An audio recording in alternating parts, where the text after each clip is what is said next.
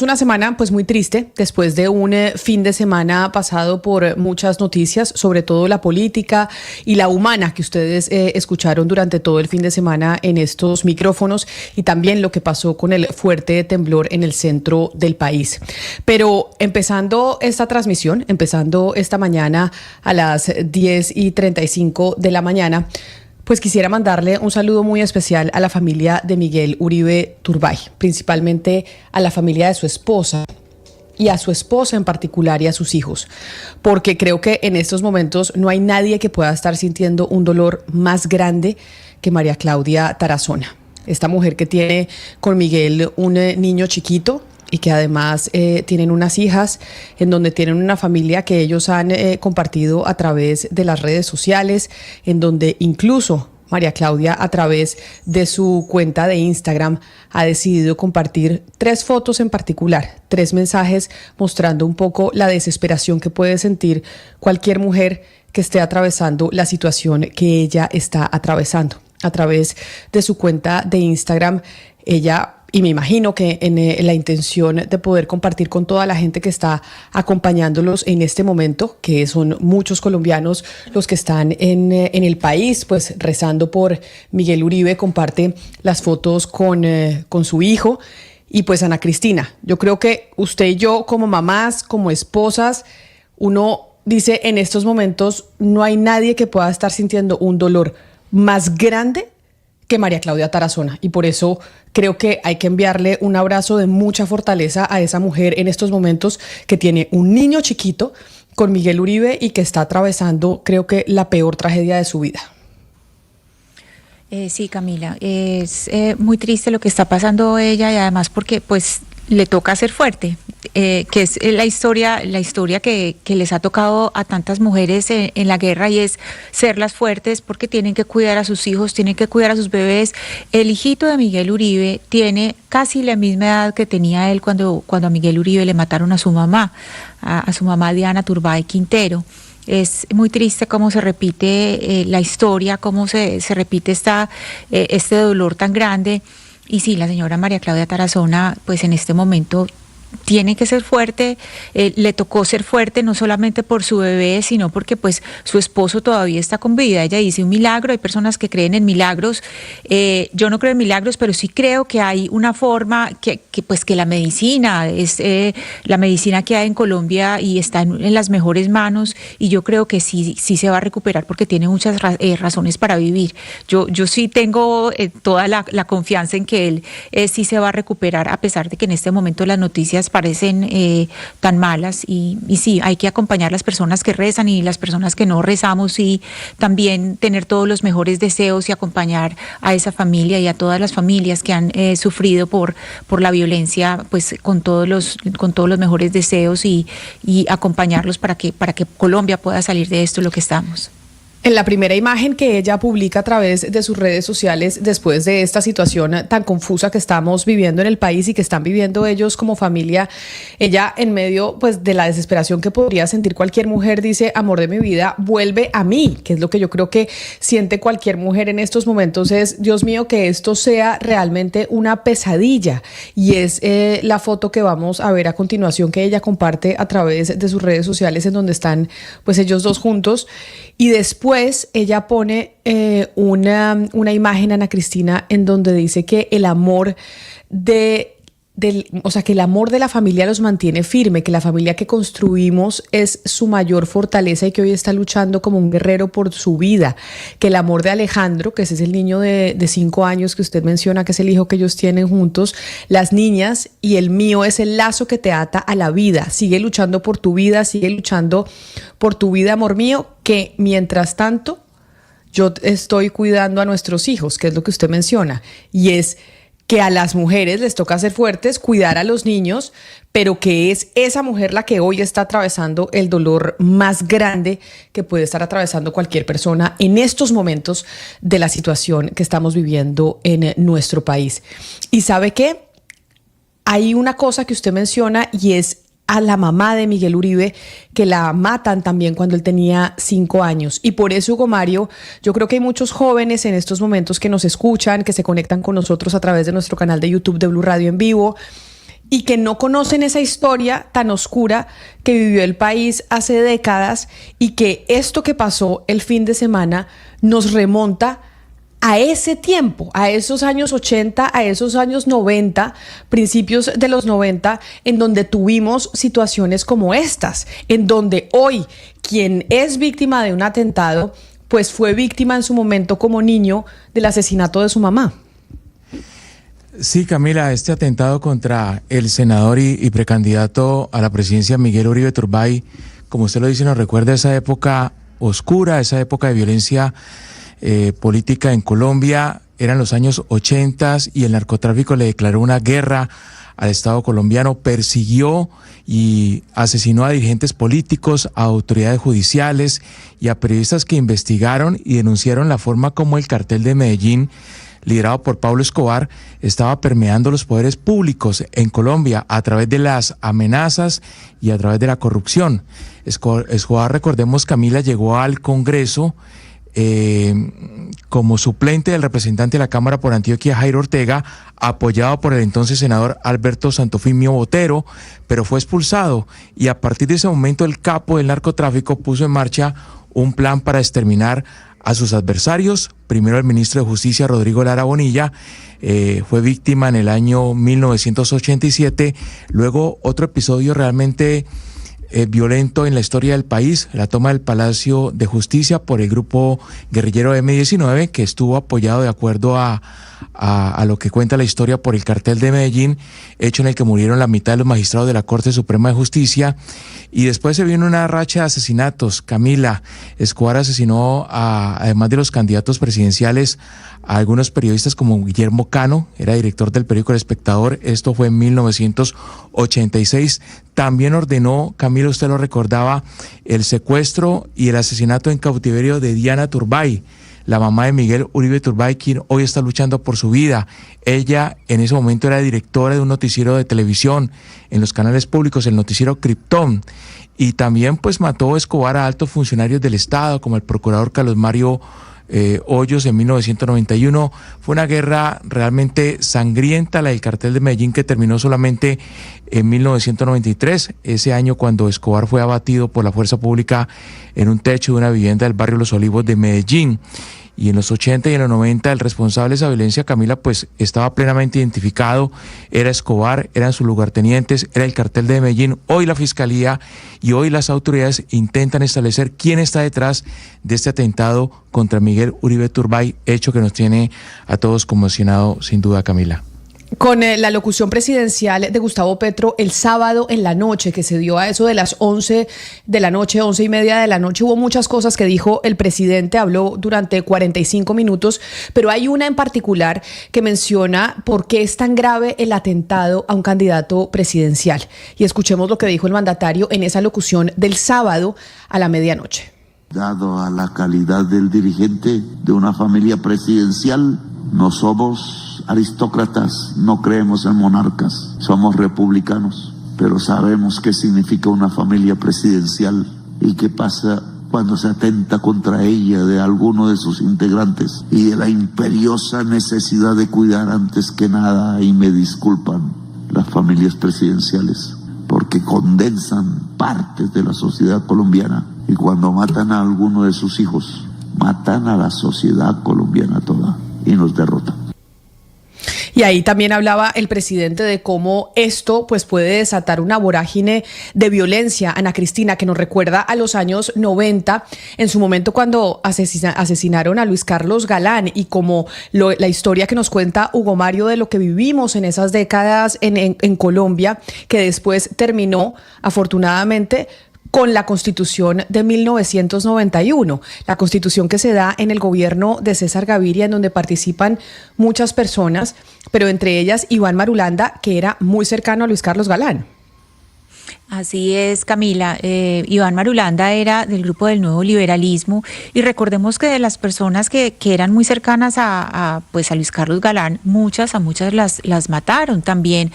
Rodrigo Lara Bonilla era muy cercano a Luis Carlos Galán, estaba, digamos, todo el tiempo estaba amenazado y era algo que era de público conocimiento, estas amenazas contra todo el grupo del Nuevo Liberalismo, porque precisamente ellos habían encarado con todo a Pablo Escobar, porque no le permitieron su entrada y esa era pues una de las grandes iras de Pablo Escobar, que no lo dejaran hacer parte de ese grupo político.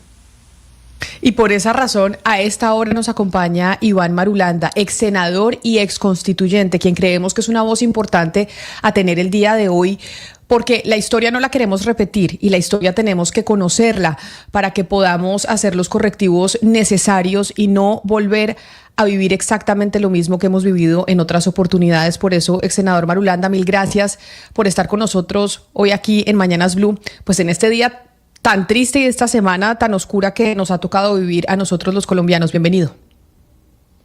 Gracias, Camila. Un saludo para usted, para Ana Cristina, para sus oyentes y todas las personas que trabajan con usted en este programa. Es un placer y estoy a sus órdenes. Doctor Marulanda, en estos momentos en donde estamos viviendo esto que pasó con el senador Miguel Uribe, candidato presidencial, es imposible no regresarnos a esas épocas oscuras de Colombia en donde asesinaron a varios candidatos presidenciales, en donde vivimos una violencia que obedecía, entre otras cosas, al narcotráfico en los años 80, en los 90, y muchos nos preguntamos, o aquellos jóvenes que tal vez no conocieron esa historia, ¿esto que estamos viviendo hoy tiene alguna semejanza con lo que se vivió en esa época? No, Camila, no tiene una semejanza, es lo mismo. Es exactamente lo mismo. Este es un país en manos de la delincuencia. La delincuencia que tiene sus ramificaciones muy potentes en el Estado. Una delincuencia que tiene presidentes, que tiene ministros, que tiene senadores, que tiene representantes, que tiene gobernadores, etcétera. Una delincuencia que tiene un poder económico inconmensurable. ¿A qué delincuencia me refiero? Pues a la que todos conocemos, no solo la del narcotráfico, que es poderosísima. Colombia vende el 90% de la cocaína que se distribuye en el mundo, es producida en Colombia. Imagínense la magnitud de ese negocio. Pero está el negocio del contrabando, que es gigantesco. El negocio de la minería de metales y de minerales preciosos. Está la contratación, el sistema de contratistas, eso es una mafia.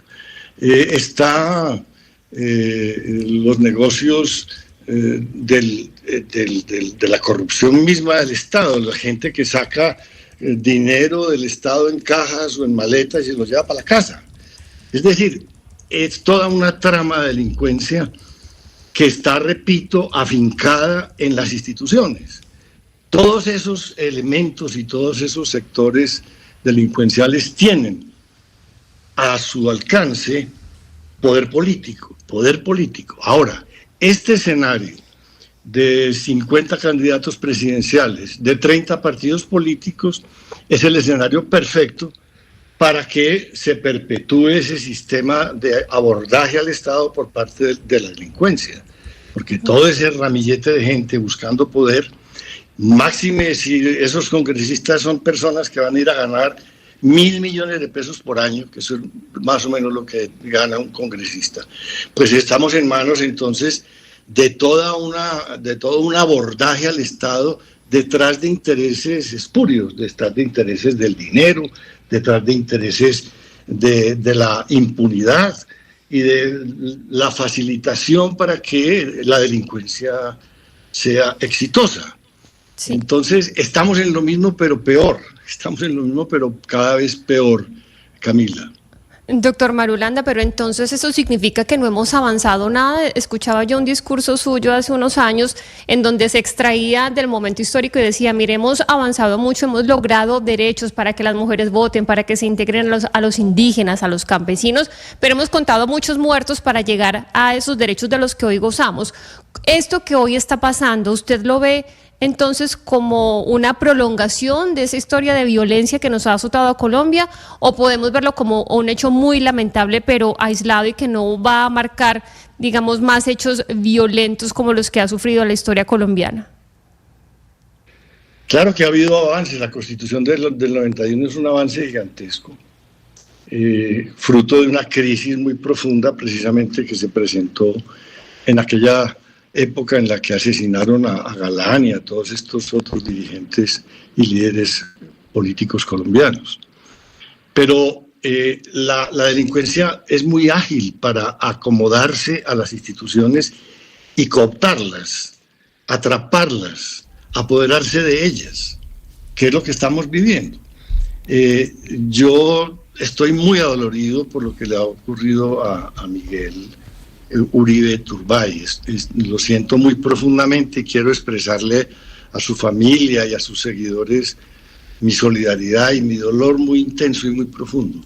Pero quiero poner de presente que lo que hay en medio de todo esto es el interés de anarquizar cada vez más el país y de anarquizar la política, que los políticos no puedan dialogar entre ellos, que haya esta polarización, esta dispersión gigantesca, donde además la política no permite cualificar a los gobernantes, a los legisladores, sino que es una competencia pasada por el fraude electoral, por la compra de votos, por el clientelismo, por la violencia.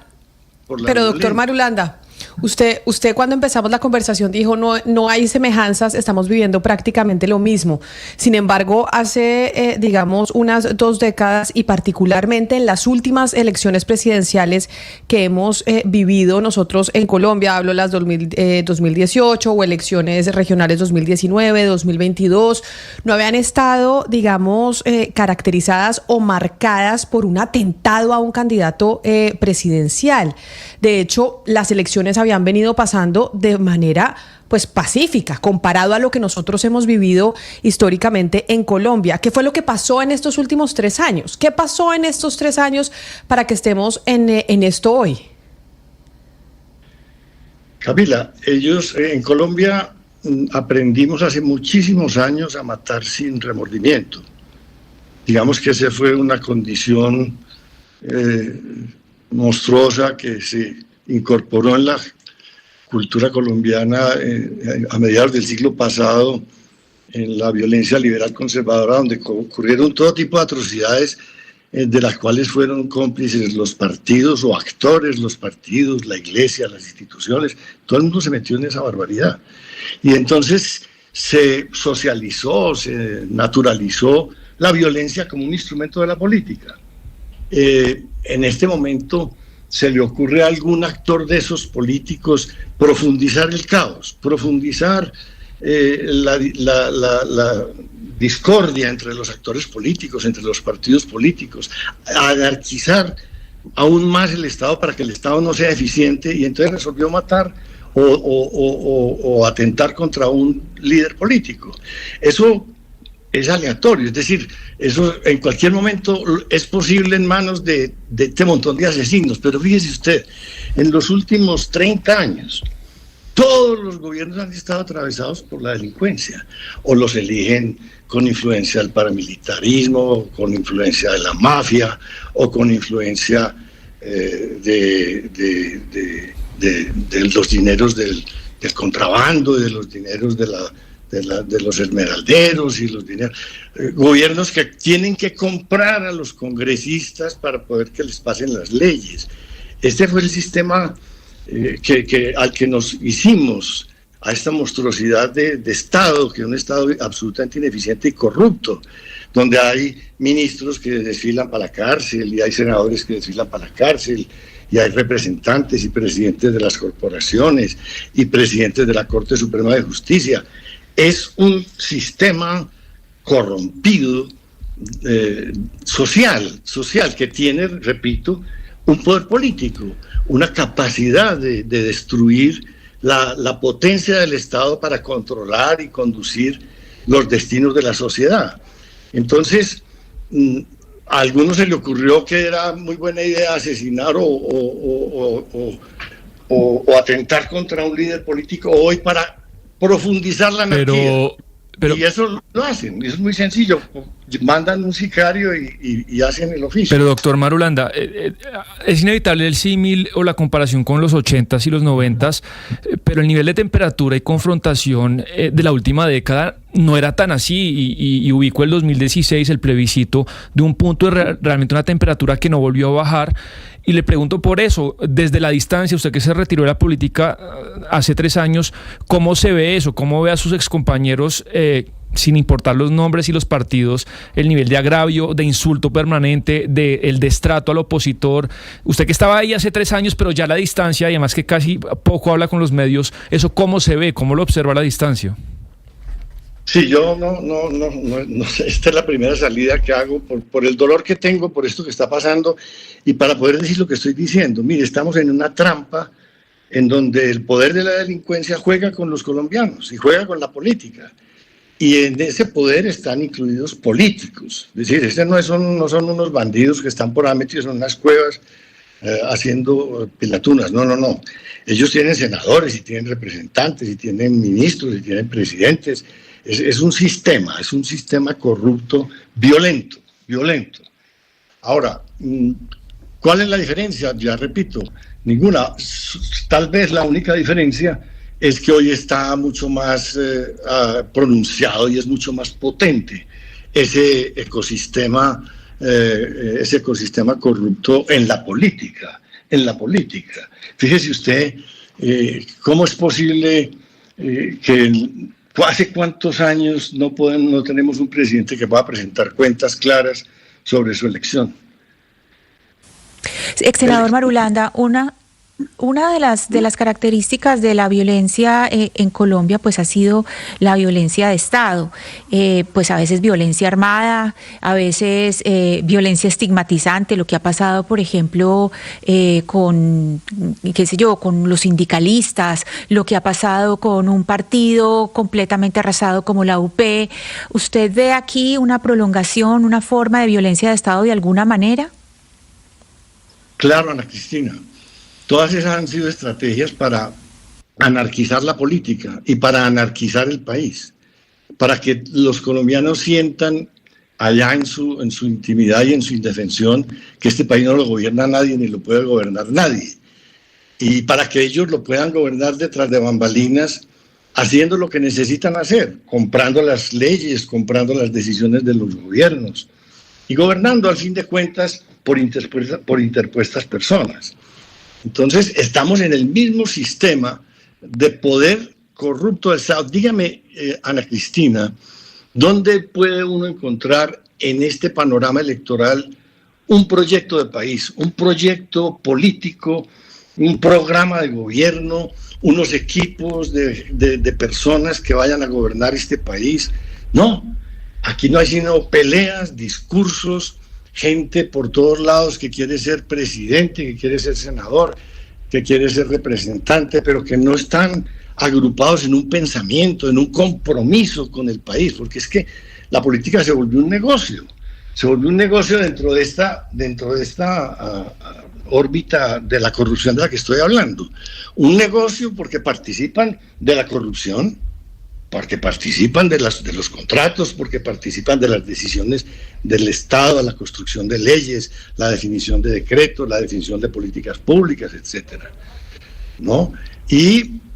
O porque simplemente están absolutamente impotentes en medio de unas corporaciones públicas y de unos gobiernos donde nadie manda, donde nadie puede conducir un pensamiento político al éxito, porque es una algarabía, es una pelea, es un agravio permanente.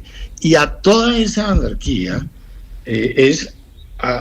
toda esa anarquía es el objetivo fundamental de la corrupción, de la delincuencia. La delincuencia quiere mantener este país anarquizado y corrompe a los políticos, corrompe a la fuerza pública y además se apodera del pánico de la gente, del desconcierto de la gente. Entonces aquí lo que necesitamos es unos políticos que aterricen esta situación, se organicen para presentarle al país un proyecto de país, un pensamiento de país y dialoguen con los demás para llegar a acuerdos que hagan viable este Estado y hagan viable esta sociedad, que hoy no es posible, precisamente por lo que no hay ni un pensamiento, ni una propuesta, no hay sino agravios, peleas, odios, rabias, y no hay tampoco la capacidad de conversar y de dialogar para construir acuerdos políticos que vuelvan gobernable este país.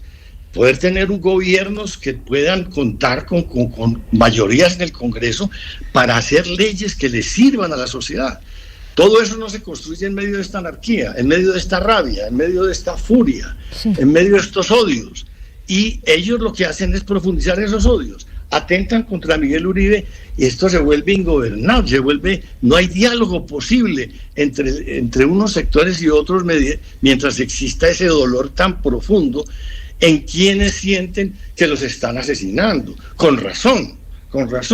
Entonces, tenemos que hacerle una jugada, digamos, inteligente a esta estrategia demoledora de la delincuencia que mantiene este país como lo tiene, y poder presentar organizaciones y pensamientos y equipos políticos que tengan sindéresis, que estén aterrizados en un pensamiento, en una idea, en un propósito de gobierno y en un compromiso con la gente. Ahora, en esto tiene una responsabilidad fundamental la ciudadanía. La ciudadanía tiene que elegir en conciencia a personas que realmente puedan gobernar este país y puedan servir sus intereses. La gente está muy descuidada para votar. La gente vota a la topa tolondra, o vende el voto o no vota. La gente descuidó a su país.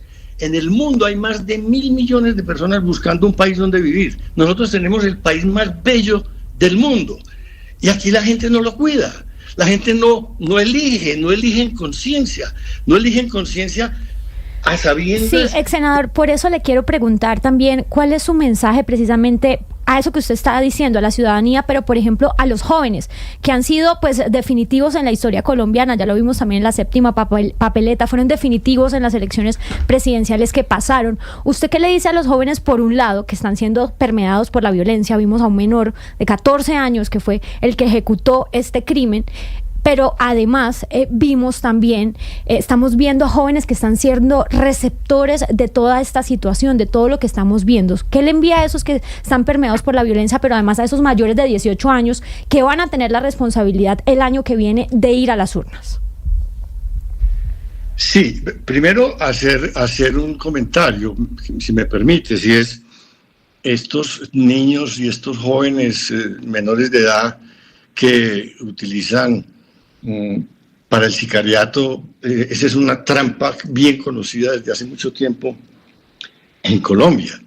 Y es que personas que no han formado una conciencia, un criterio, que viven en medio de enormes necesidades, que no tienen ningún porvenir, ningún futuro, pues simplemente las convencen de que hagan un acto atroz como este, y lo hacen sin conciencia, es decir, lo hacen como matando una cucaracha. Es una cosa terrible en la que tenemos que trabajar los colombianos para guardar a la juventud de esos riesgos enormes que tienen de caer en ese tipo de situaciones.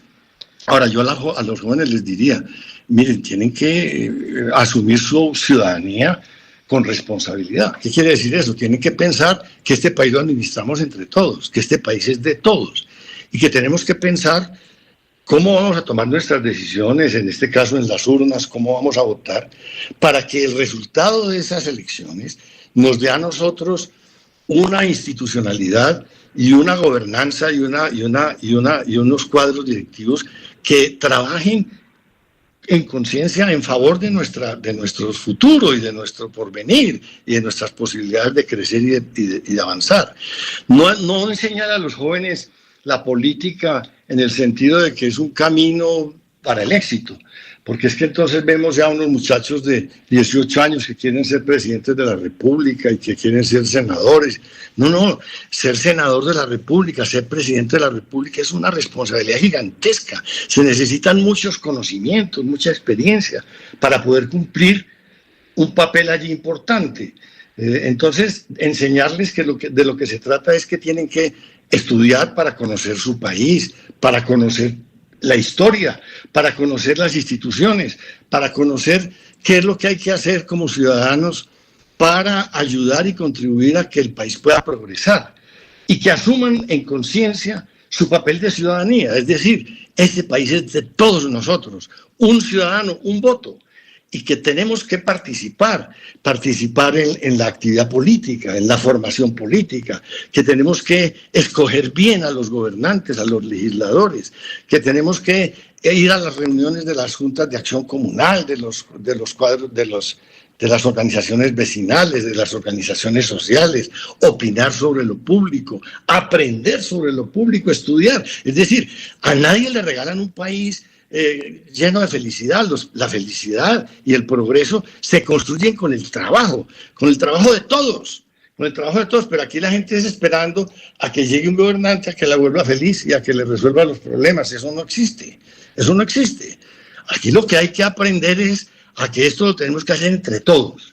Y eso se hace con responsabilidad, y eso se hace pensando, estudiando, preguntando, conversando, y al mismo tiempo tomando buenas decisiones. Pero si usted va a las urnas a votar a la Topa Tolondra, o a votar porque le dijeron, o a votar porque un bulo o una fake news o una propaganda deslumbrante en las redes de comunicación, de las redes sociales, le llenaron a usted la mente de cucarachas, y entonces va detrás de toda esa escandalera a votar por lo que le están diciendo los que están detrás de todas esas manipulaciones. No, tenemos que formar gente consciente, gente responsable, gente que asuma su papel de dueña de este país para sacarlo adelante entre todos. Ahora, no todos tienen que ser políticos. Aquí se necesitan trabajadores, empresarios, aquí se necesita gente en todos los frentes. Pero la política nos concierta y nos convoca